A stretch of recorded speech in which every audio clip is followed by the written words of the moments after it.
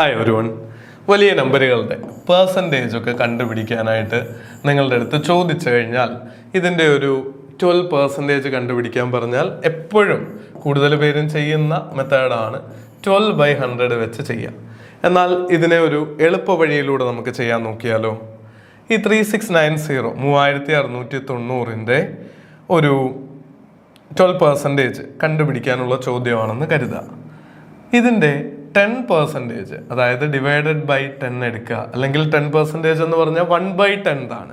അത് 369-ഉം അതുപോലെ തന്നെ 1% എന്ന് പറയുന്നത് 36.9-ഉമാണെന്ന് നമ്മുടെ മനസ്സിൽ തന്നെ കാൽക്കുലേറ്റ് ചെയ്യാൻ പറ്റും അല്ലേ? ഒരു ഡെസിമൽ മാറ്റി കുത്തിട്ടാൽ 1/10 ആവും, ഒരു ഡെസിമലും കൂടി മാറ്റി കുത്തിട്ട് കഴിഞ്ഞാൽ 1/100 ആവും. അതാണ് പെർസെൻറ്റേജ്.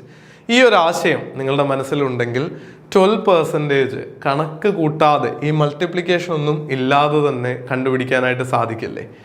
ഏറ്റവും എളുപ്പമുള്ള രീതിയിൽ നിങ്ങൾക്ക് 369 പ്ലസ് എസ്റ്റിമേറ്റ് ചെയ്യാനുള്ള സ്കോപ്പ് ഉണ്ടെങ്കിൽ നമുക്കിതിനെ 37 ആയിട്ട് റൗണ്ട് അപ്പ് ചെയ്യാം. പലപ്പോഴും ഓപ്ഷനുകളൊക്കെ ആ രീതിയിലാണ് വരുന്നുണ്ടാവുക. 37-ന്റെ ഡബിൾ, ഇത് 1% ആണെങ്കിൽ 37-ന്റെ ഡബിൾ 74 ആയിരിക്കും എന്ത് കിട്ടുന്നത്? നമുക്ക് 2% എന്ന് കിട്ടുന്നത്.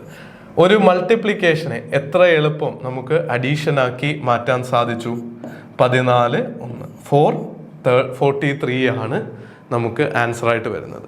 ഈ ഒരു ഡെസിമൽ പോയിന്റ് 1 കൂടുതൽ കൊടുത്തത് കണക്കാക്കുകയാണെങ്കിൽ ഇത് 442.8 എന്നുള്ള അക്യുറേറ്റ് ആൻസറിലേക്കും നിങ്ങൾക്ക് എത്താം. ഇതേ രീതിയിലുള്ള ഷോർട്ട് കട്ട് ടിപ്പുകൾക്കായിട്ട് ഏത് പ്രായവും ആവട്ടെ, ഏത് കോമ്പറ്റേറ്റീവ് എക്സാമും ആവട്ടെ, നമുക്ക് സിസ്റ്റമാറ്റിക് ആയിട്ട് ഒരുമിച്ച് പഠിക്കാൻ i+ന് ഇപ്പോൾ കോംബിടെക്സ് എന്ന് പറയുന്ന ഒരു കോഴ്സ് ഉണ്ട്. നിങ്ങൾക്ക് കൂടുതൽ ഡീറ്റെയിൽസ് ഡിസ്ക്രിപ്ഷനിലും ആദ്യ കമൻറ്റിലും കാണാം. i+ ടീമിനെ കോൺടാക്ട് ചെയ്ത് കഴിഞ്ഞാൽ വളരെ അട്രാക്റ്റീവ് ആയിട്ടുള്ള ഒരു ഫീസിൽ, വളരെ കുറഞ്ഞൊരു ഇൻവെസ്റ്റ്മെൻറ്റിൽ വീക്ക് ഏരിയകൾ ഇംപ്രൂവ് ചെയ്യാൻ നമുക്ക് ഒരുമിച്ച് മുന്നേറാനും സാധിക്കും. All the best. Thank you.